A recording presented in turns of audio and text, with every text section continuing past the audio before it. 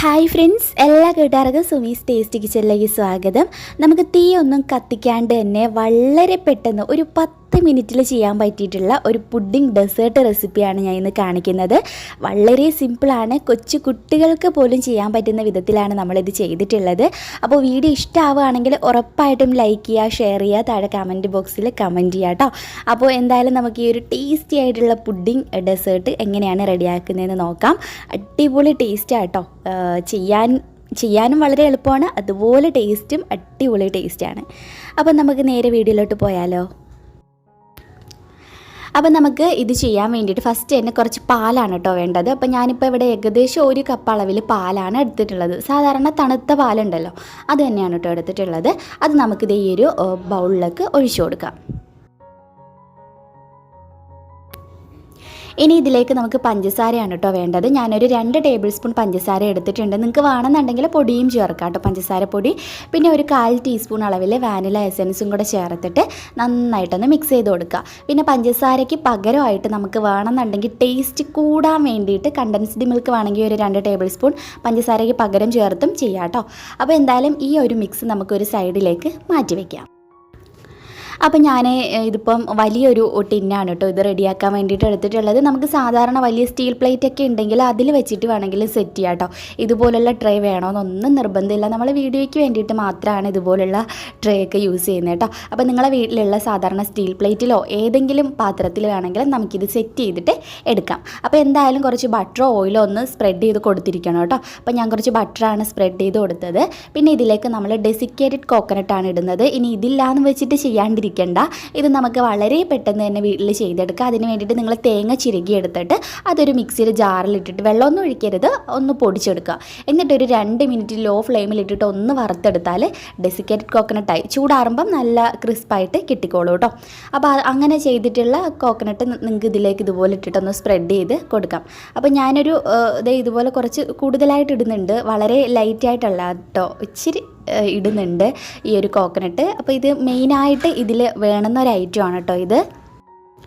അപ്പോൾ ഇത് നമ്മൾ ടിന്ന് സെറ്റ് ചെയ്തിട്ടുണ്ട്. ഇനി എന്താ ചെയ്യുന്നതെന്ന് വെച്ചാൽ ഒരു പാത്രം എടുത്തിട്ടുണ്ട്. ഇതിലേക്ക് നമുക്ക് പാല്, നമ്മളിപ്പോൾ നേരത്തെ റെഡിയാക്കിയ പാല് ഞാൻ കുറച്ച് വലിയ പാത്രത്തിലോട്ട് ഒഴിക്കുകയാണ് കേട്ടോ. മറ്റേത് ചെറുതായതുകൊണ്ട് നമുക്ക് ഈ ഒരു ബ്രെഡ് അതിൽ ഡിപ്പ് ചെയ്തെടുക്കാൻ പറ്റത്തില്ല, അതുകൊണ്ടാണ്. പിന്നെ നമുക്ക് വേണ്ടത് ബ്രെഡാണ് കേട്ടോ. നല്ല ക്വാളിറ്റി ബ്രെഡ് എടുത്താൽ അത്രയും നല്ലത്. പക്ഷേ എനിക്ക് നല്ല ബ്രെഡ്, ഇത് കുഴപ്പമില്ല, അത്യാവശ്യം മീഡിയം കുഴപ്പമില്ല. പക്ഷേ നല്ല ബ്രെഡ്, അതായത് നമുക്ക് സൂപ്പർ മാർക്കറ്റിലൊക്കെ നല്ല അടിപൊളി ബ്രെഡ് കിട്ടുമല്ലോ, നല്ല സോഫ്റ്റ് ആയിട്ടുള്ളത് വലിയ ബ്രെഡ് ഉണ്ടെങ്കിൽ നന്നായിരിക്കും കേട്ടോ. അപ്പോൾ അത് പറ്റുന്നവർ അത് മേടിച്ച് ചെയ്യുക, അല്ലാന്നുണ്ടെങ്കിൽ ഈ ഒരു രീതിക്ക് ചെയ്യുക. അപ്പോൾ ഞാനിപ്പോൾ ഈ ബ്രെഡേ കിട്ടിയുള്ളൂ, അതുകൊണ്ട് ഞാൻ ഇങ്ങനെ ചെയ്യുകയാണ്. അപ്പോൾ നമുക്ക് ബ്രെഡിൻ്റെ 4 വശവും കട്ട് ചെയ്ത് മാറ്റണം കേട്ടോ. അപ്പോൾ ഈ ഒരു 4 വശം നമുക്കിതിന് ആവശ്യമായിട്ടില്ല. അപ്പോൾ അതായത് ബ്രെഡ് ഞാൻ എടുത്തിട്ടുണ്ട്.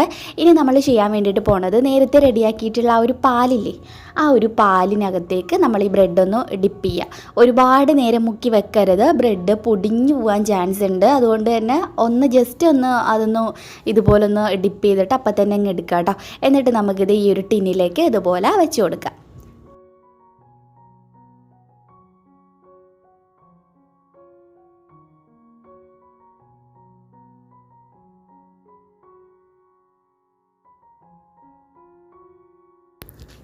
ഇനി ഇതെല്ലാം വെച്ചിട്ട് നമുക്കിതിൻ്റെ മുകളിലൊരു ലെയർ കൊടുക്കാനുണ്ട്. അപ്പോൾ അതിന് വേണ്ടിയിട്ട് നമുക്കൊന്ന് ക്രീം ഒന്ന് റെഡിയാക്കിയിട്ട് എടുക്കണം കേട്ടോ.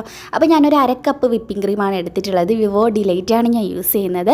നല്ല ഡ്രൈ ആയിട്ടുള്ള ബൗളും വിസ്കും യൂസ് ചെയ്താൽ ക്രീം നല്ല സ്റ്റിഫായിട്ട് വരും. ഇനി ബീറ്റർ ഇല്ലാന്നുണ്ടെങ്കിൽ നിങ്ങൾക്ക് ക്രീം റെഡിയാക്കി എടുക്കാം, മിക്സിഡ് ജാറിൽ റെഡിയാക്കാം. ഇല്ലാന്നുണ്ടെങ്കിൽ സാധാരണ വിസ്ക് വെച്ചിട്ടും ബീറ്റ് ചെയ്തിട്ട് എടുക്കാം കേട്ടോ.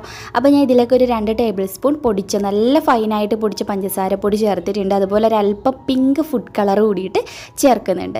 എന്നിട്ട് എല്ലാം കൂടെ നന്നായിട്ട് നല്ല സ്റ്റിഫായിട്ട് വരുന്നവരെ ബീറ്റ് ചെയ്തിട്ട് എടുക്കുക. ഒരുപാട് സ്റ്റിഫ് ആകണമെന്നില്ല കേട്ടോ, എന്നാലും അത്യാവശ്യം ഒന്ന് ബീറ്റ് ചെയ്തിട്ട് എടുക്കുക.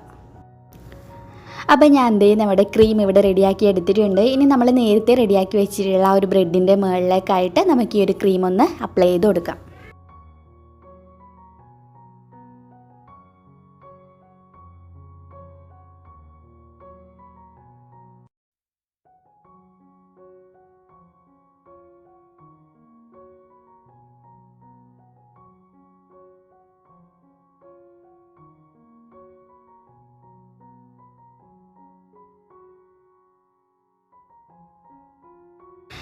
ഇനി നമ്മൾ എന്താ ചെയ്യുന്നതെന്ന് വെച്ചാൽ ഇപ്പം തന്നെ നമുക്കങ്ങ് റോൾ ചെയ്ത് കൊടുക്കാം കേട്ടോ. ഒരുപാട് നമ്മൾ ഫ്രിഡ്ജിൽ വെച്ച് തണുപ്പിച്ച് കഴിഞ്ഞാൽ റോൾ ചെയ്യാൻ ബുദ്ധിമുട്ടാവും. അപ്പോൾ ഇപ്പം തന്നെ നമുക്ക് മെല്ലെ ഇതൊന്ന് റോൾ ചെയ്തിട്ട് എടുക്കാം. നല്ല സോഫ്റ്റ് ആയിട്ടുള്ള ബ്രെഡ് ആണെങ്കിൽ നമുക്ക് വളരെ എളുപ്പമാണ് കേട്ടോ ഈ റോൾ ചെയ്യാൻ. ഇതിപ്പോൾ നമുക്ക് ബ്രെഡ് അത്ര പോരാ, അതുകൊണ്ടാണ് കുഴപ്പമില്ല, നമുക്ക് അത്യാവശ്യം റോൾ ചെയ്തെടുക്കാൻ വേണ്ടിയിട്ട് പറ്റുന്നുണ്ട്. അപ്പോൾ ഇതുപോലെ തന്നെ ബാക്കിയുള്ളതെല്ലാം ഒന്ന് റോൾ ചെയ്തെടുക്കാം.